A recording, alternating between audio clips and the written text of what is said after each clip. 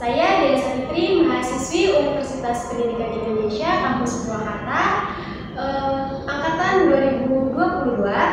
Pada kegiatan perdana kali ini, kita akan mengangkat sebuah isu mengenai kasus kekerasan pada anak. Tentunya dengan pembahasan yang cukup menarik ini, kami mengundang narasumber hebat kita, yaitu Bunda Risti Justisia MPD, yang merupakan lulusan S1 dan S2 di kampus Universitas Pendidikan Indonesia, program studi pendidikan anak usia dini, dan kesibukan beliau saat ini sebagai dosen UPI dan juga asesor Ban PAUD PNF Jawa Barat. Beliau juga pernah menjadi kepala sekolah di TK Lab School UPI. Untuk mengetahui lebih dalam mengenai kasus kekerasan pada anak yang akan kita bahas, mari simak video ini. Assalamualaikum warahmatullahi wabarakatuh. Halo Sobat Udin.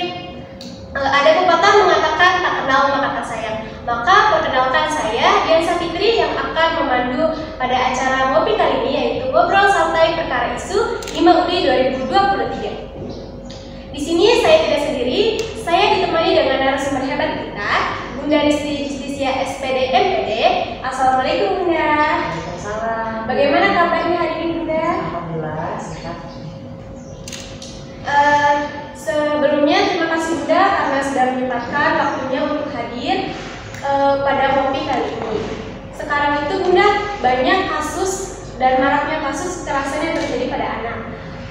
Dan mungkin kita semua, teman-teman semua sudah melihat kasus di media sosial atau bahkan di berita terkini terkait kekerasan pada anak. Di sini Bunda kita akan menjelaskan, di sini kita akan membahas lebih dalam mengenai dua kasus yang akan kita bahas lebih dalam pada ngopi kali ini. Oke, kayaknya menarik ya pembahasannya. Baik Bunda, di sini saya akan memaparkan dua isu yang akan kita bahas lebih dalam. Mungkin teman-teman semua mengetahui maraknya kasus yang terjadi pada anak usia dini. Di sini saya bersama narasumber hebat kita akan memaparkan dan membahas lebih dalam mengenai dua isu yang akan kita bahas.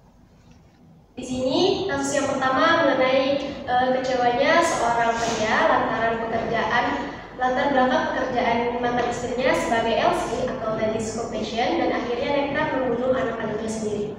Diperkirakan korban ini berusia 9 tahun. Pada tanggal 29 April 2023, itu tanggal di mana korban menghembuskan nafas terakhir. Korban mendapatkan 24 tusukan di bagian punggung saat korban sedang tertidur. Sebelum pembunuhan, korban sempat mengetahui akan dibunuh oleh ayah kandungnya sendiri, dan sebelum hari pembunuhan juga korban sempat menuliskan surat kecil untuk teman-temannya, yaitu surat perpisahan. Dan saat diintimidasi, ayah korban secara sadar melakukan hal tersebut karena melihat anaknya yang dibully lantaran latar belakang pekerjaan ibunya sendiri sebagai LC. Jadi ayah korban ini secara sadar membunuh anaknya dan tidak dalam pengaruh narkoba, dan mengatakan bahwa si pelaku ini tidak menyesal atas perbuatannya. Baik teman-teman, di sini saya akan membahas mengenai kasus kedua kita, yaitu mengenai bayi yang berusia 3 bulan yang dibunuh oleh ayah kandungnya sendiri lantaran belum mengetahui cara yang tepat untuk menenangkannya saat korban ini sedang rewel.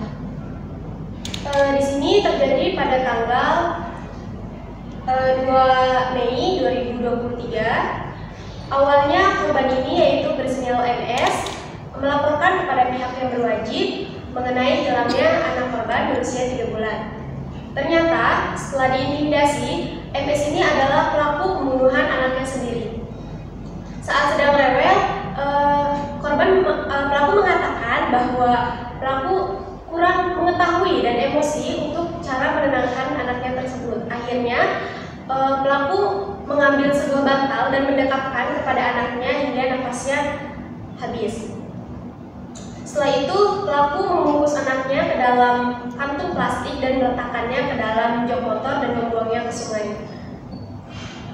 Saat diintimidasi juga, pelaku mengakui bahwa pelaku menyesal atas tindakannya tersebut, dan pelaku divonis mengidap baby blues lantaran usia putri pelaku ini berdekatan Pelaku mempunyai 2 anak yang usianya berdekatan, sekitar anak pertama itu 1,5 tahun dan anak yang kedua 3 bulan.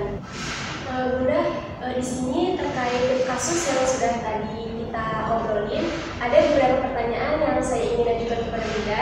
Yang pertama itu, bagaimana tanggapan Bunda terhadap kasus yang masih marak terjadi di negara kita ini? Ya, baik, terima kasih untuk pertanyaannya Teh Dian, gitu ya. Tadi kita sudah disebutkan ya sama Teh Dian, ternyata saat ini masih banyak sekali kasus kekerasan yang terjadi pada anak. Namun kekerasan ini bukan hanya kekerasan saja, tapi menimbulkan korban, dan korbannya adalah anak. Nah, disebutkan sama Teh Dian bahwa tadi ada 2 perkara ya. Yang pertama adalah bagaimana seorang ayah membunuh anaknya, gitu ya, dengan cara menusuk, gitu ya, lebih dari 20 tusukan, gitu. Dan lalu yang kedua dengan cara didekapkan dengan bantal ya sampai anaknya meninggal ya. Kalau kita lihat dari kasus yang pertama, gitu ya, Teh Dian, gitu, bahwa dimana tadi ada unsur, gitu ya, sakit hati dari ayahnya korban, gitu ya, dimana tadi istrinya yang bekerja tidak sesuai dengan keinginan dari keluarga mungkin ya. Dan hal ini yang menjadi pemicu karena mungkin ayahnya korban juga memiliki rasa kasihan dengan anaknya, gitu, karena anaknya tadi menjadi korban ejek atau bully dari teman-temannya, gitu ya, sehingga akhirnya tidak memiliki akal yang sehat, gitu ya, dalam menangani kasus ini, gitu ya. Tanggapan saya ya tentunya ini sangat miris ya, tentunya bahwa sepertinya di negara kita ini masih belum banyak edukasi yang dimiliki oleh orang tua, gitu ya, terkait tadi bagaimana pengasuhan terhadap anak ya. Bahwasannya memiliki anak itu bukan hanya memiliki saja, tapi kita juga memiliki tanggung jawab yang besar ya, sebagai seorang ayah dan juga sebagai seorang ibu. Tentunya ketika tadi salah satu peran, gitu ya, di mana orang tua ibunya tidak bisa berperan dengan baik, tentunya disinilah tugas seorang ayah yang harus bisa, gitu ya, menjadi double agent, gitu ya. Nah, tapi karena tadi mungkin minimnya dari edukasi ataupun juga dari usia, sepertinya ya, usia kalau kita lihat tadi usianya juga masih di bawah 25 tahun, gitu ya, ayah korban. Ini juga menjadi salah satu faktor, gitu, karena usia terlalu muda atau menikahnya dini, usia dini, gitu ya, yang mengakibatkan belum matangnya secara psikologis dari orang tua tersebut ya. Nah, sekarang kita lihat dari kasus yang kedua ya Teh Dian, gitu ya. Tadi Teh Dian menyebutkan bahwa ayahnya juga berusia 20 tahun dan juga sudah memiliki 2 orang anak. Berarti kalau kita hitung kembali, ketika menikah yang pertama, bapaknya ini mungkin usianya adalah belasan, gitu ya, belum sampai 20 tahun.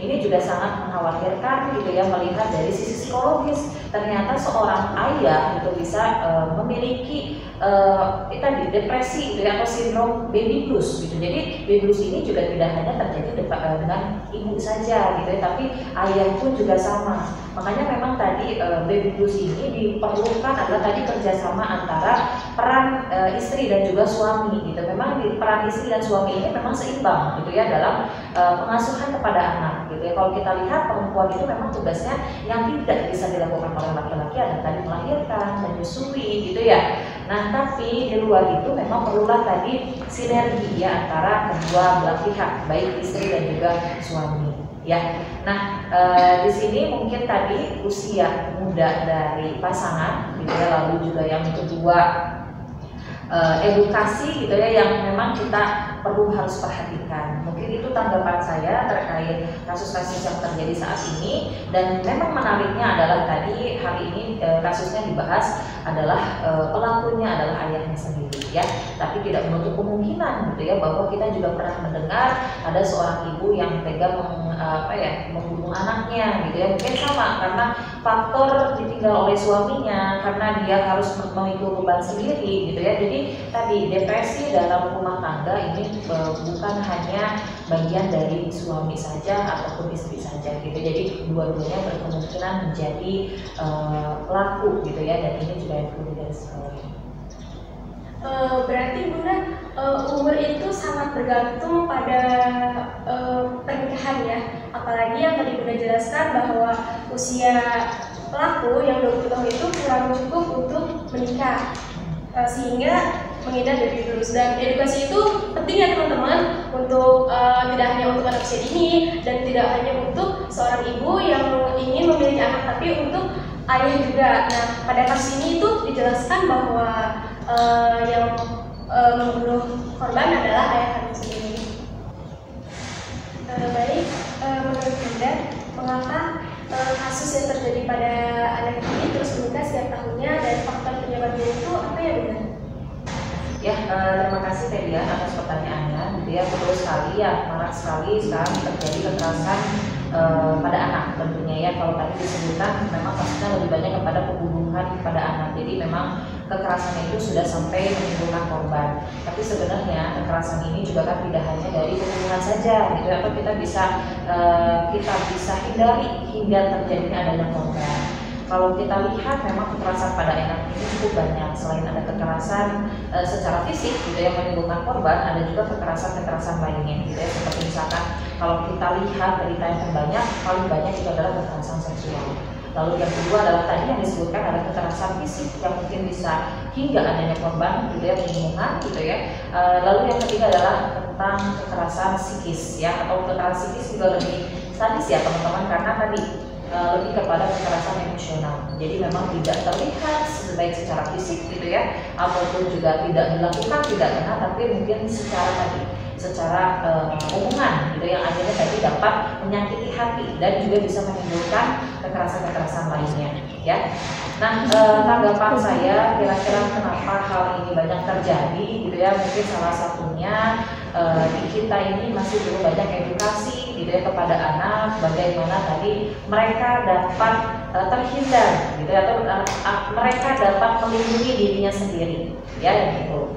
Melindungi diri sendiri itu seperti apa? Gitu, tentunya tadi melindungi diri secara fisik ataupun juga dia dapat membela dirinya ataupun dengan percaya diri ya.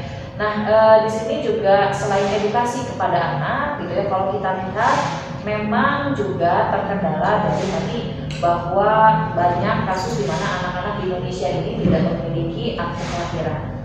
Kok nyambung ya Bun ya ke akte kelahiran?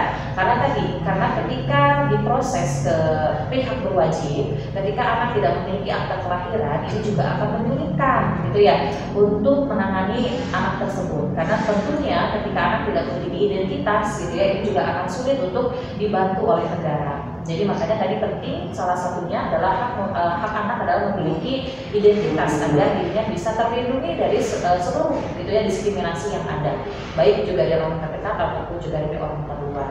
Yang kedua juga mungkin ini adalah faktor di mana kasus kekerasan ini adalah banyaknya dari lingkungan terdekat ya.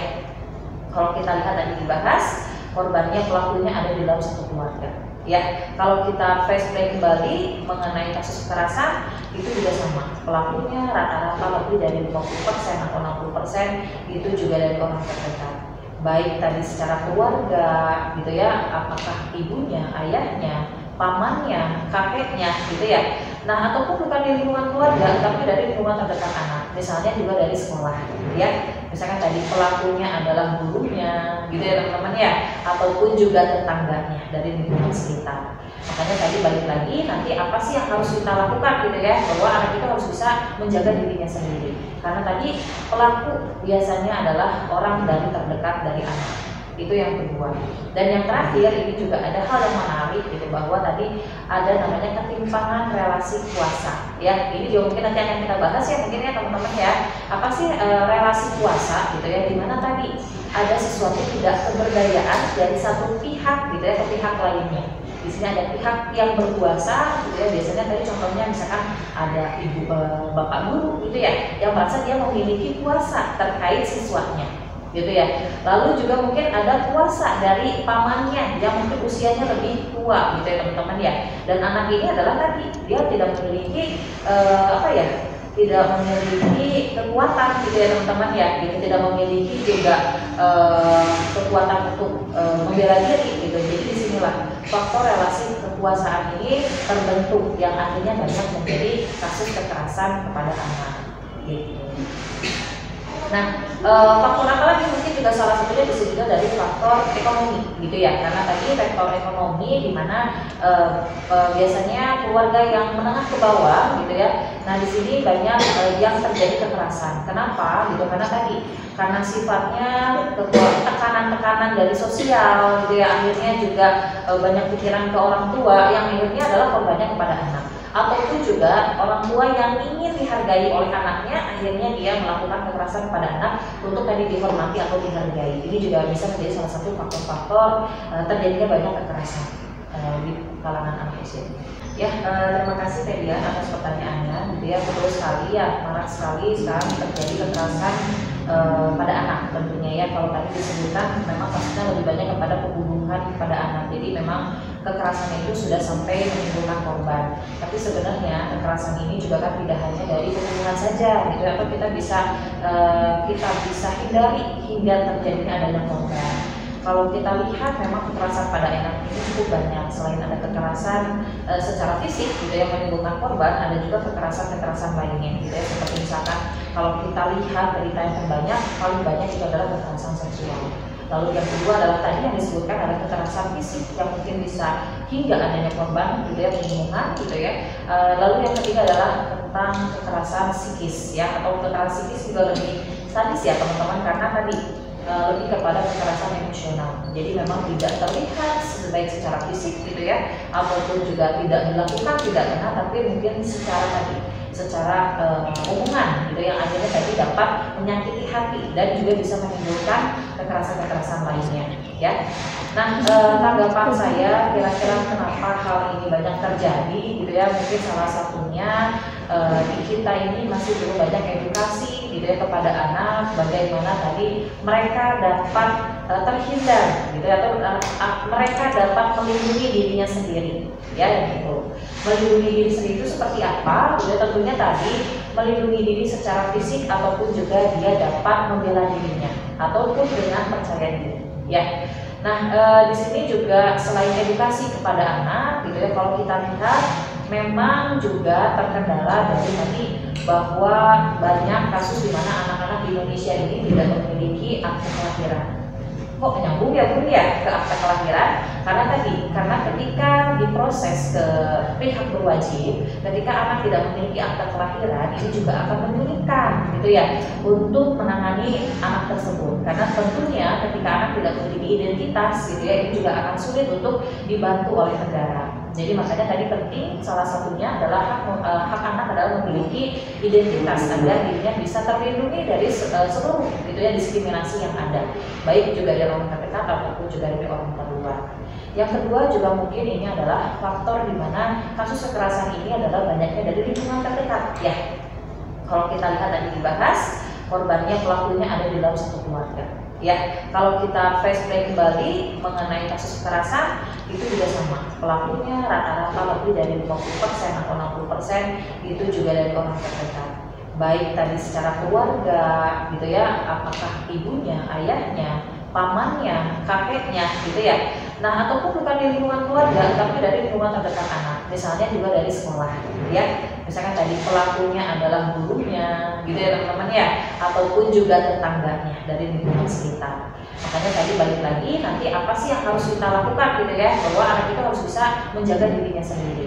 Karena tadi pelaku biasanya adalah orang dari terdekat dari anak. Itu yang kedua. Dan yang terakhir ini juga ada hal yang menarik gitu, bahwa tadi ada namanya ketimpangan relasi kuasa ya. Ini juga mungkin nanti akan kita bahas ya mungkin ya teman-teman ya. Apa sih relasi kuasa gitu ya, dimana tadi ada sesuatu tidak keberdayaan dari satu pihak gitu ya ke pihak lainnya. Di sini ada pihak yang berkuasa gitu ya, biasanya tadi contohnya misalkan ada ibu bapak guru gitu ya, yang merasa dia memiliki kuasa terkait siswanya gitu ya. Lalu juga mungkin ada kuasa dari pamannya yang mungkin usianya lebih tua gitu ya teman-teman ya. Dan anak ini adalah tadi dia tidak memiliki tidak memiliki kekuatan gitu ya teman-teman ya, gitu, tidak memiliki juga kekuatan untuk membela diri gitu. Jadi disinilah faktor relasi kekuasaan ini terbentuk yang akhirnya banyak menjadi kasus kekerasan kepada anak gitu. Nah, faktor apa lagi mungkin juga salah satunya bisa juga dari faktor ekonomi gitu ya, karena tadi faktor ekonomi di mana biasanya keluarga yang menengah ke bawah gitu ya. Nah di sini banyak yang terjadi kekerasan. Kenapa? Gitu karena tadi karena sifatnya tekanan-tekanan dari sosial gitu ya, akhirnya juga banyak pikiran ke orang tua yang akhirnya adalah korbannya kepada anak. Ataupun juga orang tua yang ingin dihargai oleh anaknya, akhirnya dia melakukan kekerasan kepada anak untuk tadi dihormati atau dihargai. Ini juga bisa menjadi salah satu faktor-faktor terjadinya banyak kekerasan di kalangan anak usia ini. Ya. Yang tadi dijelaskan oleh Bunda, selain dari edukasi terhadap kedua orang tua, di sini juga ada faktor-faktor yang penting gitu, seperti faktor lingkungan, faktor sosial, dan faktor ekonomi. Faktor lingkungan mungkin dari lingkungan terdekat seperti lingkungan keluarga, lingkungan masyarakat, dan lingkungan sekolahnya. Baik Bunda, untuk pertanyaan selanjutnya itu, apakah ada pesan untuk orang tua, calon orang tua, pendidik, dan masyarakat di luar sana Bunda terkait isu yang tadi kita bahas? Baik, terima kasih tadi ya.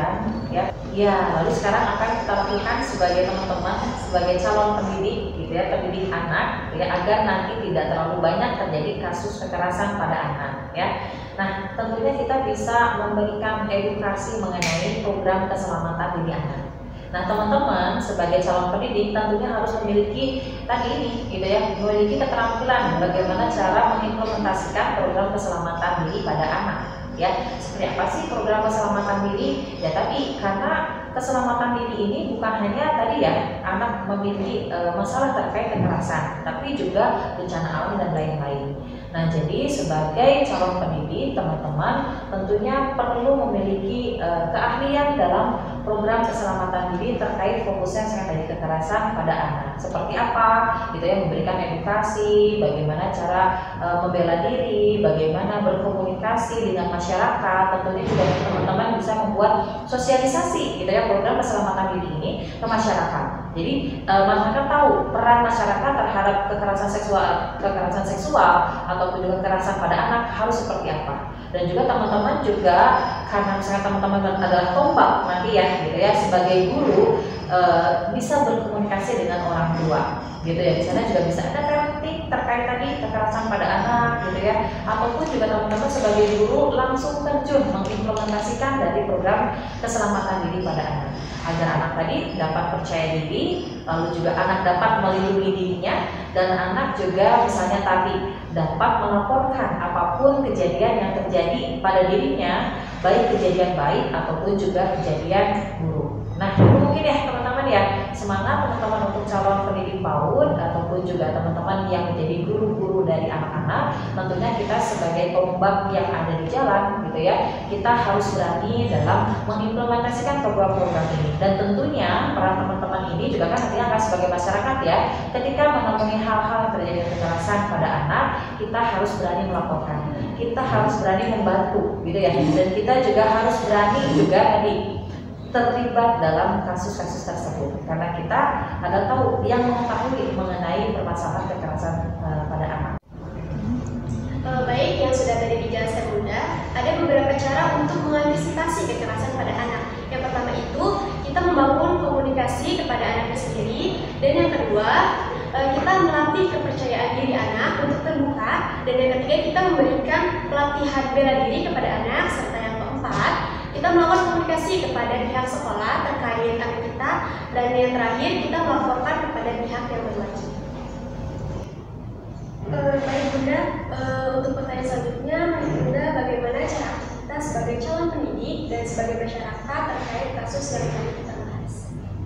Ya, sekarang kalau sudah terjadi banyaknya kekerasan kepada anak, apa sih yang harus kita lakukan? Baik nanti teman-teman sebagai orang tua ataupun juga kepada pendidik ataupun juga kepada teman-teman di masyarakat, tentunya tadi mengajarkan anak bagaimana melindungi diri, ya gitu. Dan tentunya untuk melindungi diri ini tidak bisa hanya dari anak saja, tapi tentu harus ada bantuan dari orang tua dan juga dari teman-teman sekolah. Ya, yang pertama mungkin perlunya membangun komunikasi efektif gitu ya, dilakukan oleh orang tua dan juga anak. Nah, komunikasi efektif yang seperti apa? Tentunya tadi, ketika anak-anak pulang ke sekolah selalu ditanya, hari ini bagaimana perasaannya, gitu ya. Hari ini teman-temannya baik tidak, yang dilakukan di sekolah gitu ya teman-teman ya. Nah dari situ anak-anak nanti akan terbuka, jadi bangun komunikasi yang terbuka dengan anak gitu ya. Anak percaya dengan orang tua, jadi tidak ada lagi masalah rahasia antara anak-anak dan juga orang tua. Lalu yang kedua, setelah tadi sudah memiliki komunikasi yang efektif gitu ya, ataupun juga memiliki chemistry bersama, yang kedua adalah tadi mengajarkan kepada anak untuk menghindari orang-orang yang tidak dipercaya. Ya, dan yang kedua adalah tadi kita mengajarkan kepada anak cara melindungi diri sendiri. Ya, ketika tadi sudah membangun komunikasi yang efektif kepada anak, gitu ya, apakah tadi kepercayaan, bagaimana situasi di sekolah, gitu ya, anak-anak akan mulai terbuka. Dan di sini adalah cara kita bisa mengajarkan cara anak untuk melindungi dirinya. Nah, bagaimana cara melindungi dirinya? Gitu, yang pertama misalnya tadi, ya, anak harus diajarkan cara untuk percaya diri. Percaya diri seperti apa, gitu ya. Misalkan tadi ketika anak misalnya diejek oleh temannya, gitu ya, anak diberikan defense gitu bahwa hal itu tidak baik, gitu ya teman-teman ya. Jadi ketika kita mengajarkan kepada anak, mengejek itu apakah sikap yang baik atau buruk, misalnya itu buruk berarti boleh diulang atau tidak, gitu ya tentunya ya. Ketika anak sudah lebih memahami, gitu ya, mereka tidak akan khawatir dengan masalah-masalah bulian atau ejekan. Tapi kita juga harus mengajarkan ketika nanti teman-temannya mungkin ada yang menggunakan kekerasan fisik gitu ya kepada anak-anak gitu ya. Nah kita juga bisa memberikan tadi defense juga kepada anak gitu ya. Saya tidak suka, saya tidak mau, dengan cara omongan dulu. Karena kita yakin membalas juga itu bukan hal yang baik juga untuk dilakukan ya teman-teman ya. Nah tadi itu cara untuk melindungi diri gitu ya anak-anak. Lalu sekarang yang ketiga. Yang ketiga ini adalah tadi dengan kita bisa memberikan kelas tambahan terkait bela diri kepada anak-anak. Ya, jadi kalau tadi seandainya kan saya tidak mengajarkan ya untuk agar anak-anak itu membalas gitu ya teman-temannya dengan aktivitas fisik. Tapi ketika anak-anak belajar bela diri, ini juga kan mengajarkan ya kepada anak ketika nanti ada yang merasa dirinya tidak aman gitu ya, ataupun juga misalkan ada orang yang mau menculik ataupun hal lain, anak-anak juga bisa melindungi dirinya walaupun memang dalam batas kewajaran anak-anak ya, tentunya kita tidak berharap hal ini terjadi, tapi minimal gitu ya anak-anak memiliki kemampuan untuk membela dirinya ya. Nah terkait tadi ketika anak-anak banyak yang suka mengejek ataupun hingga sampai memukul temannya, makanya kita yang keempat ini yang paling penting adalah membangun komunikasi bersama sekolah gitu ya. Jadi ada sinergi antara orang tua dan juga guru terkait kegiatan-kegiatan anak di sekolah. Sebelum terjadinya ada pertikaian ataupun juga bullying, kita juga perlu bertanya kepada guru gitu ya, bagaimana aktivitas anak saya di sekolah, bagaimana gitu ya prestasi akademiknya, bagaimana kegiatan sosialnya gitu, bagaimana komunikasi dengan teman-temannya. Mungkin dari situ kita bisa melihat bagaimana perkembangan anak-anak di sekolah gitu ya. Nah kita juga bisa melihat bahwa misalkan tadi apakah seandainya anak-anak memiliki masalah terkait komunikasi ataupun lain-lain, ini juga bisa dikonsultasikan kepada guru, sehingga ketika nanti ada kejadian yang tidak terduga, kita sudah bisa mengantisipasi ya, ataupun kita sudah bisa mengatasi permasalahan tersebut dengan bantuan kita sebagai di rumah dan juga ibu guru di sekolah ya. Jadi tadi ada 4 ya teman-teman yang perlu kita sampaikan gitu ya, baik kepada tadi orang tua ataupun juga pada ibu guru ataupun juga kepada masyarakat sekitar. Dan ini yang kelima, yang terakhir adalah tadi kita harus berani untuk melaporkan kepada pihak berwajib ataupun ke tangan yang ahli. Kenapa? Karena tadi ini kasusnya ketika anak-anak sudah menjadi korban atau sudah terjadi adanya kekerasan kepada anak ya. Nah apa yang harus kita lakukan untuk mengurangi rasa trauma yang dimiliki anak? Kita tentunya memerlukan bantuan-bantuan dari para ahli, apakah psikolog gitu ya teman-teman ya, ataupun juga yang lain ya. Tapi apabila kasus ini sudah memang harus dilaporkan kepada pihak wajib, tentunya kita juga harus berani ya. Selama ini banyak permasalahan kekerasan seksual itu di mana korban tidak berani untuk melaporkan karena takutnya korban sudah jadi korban, akhirnya nanti korban jadi tersangka ya. Nah ini juga yang harus dihindari gitu, bahwa kita harus yakin kita yang salah gitu ya, harus ada efek jerah bagi tersangka ya. Dengan orang-orang speak up gitu ya, orang tua ataupun juga korban speak up, ini juga bisa membantu gitu ya lahir-lahirnya undang-undang yang lain gitu ya, atau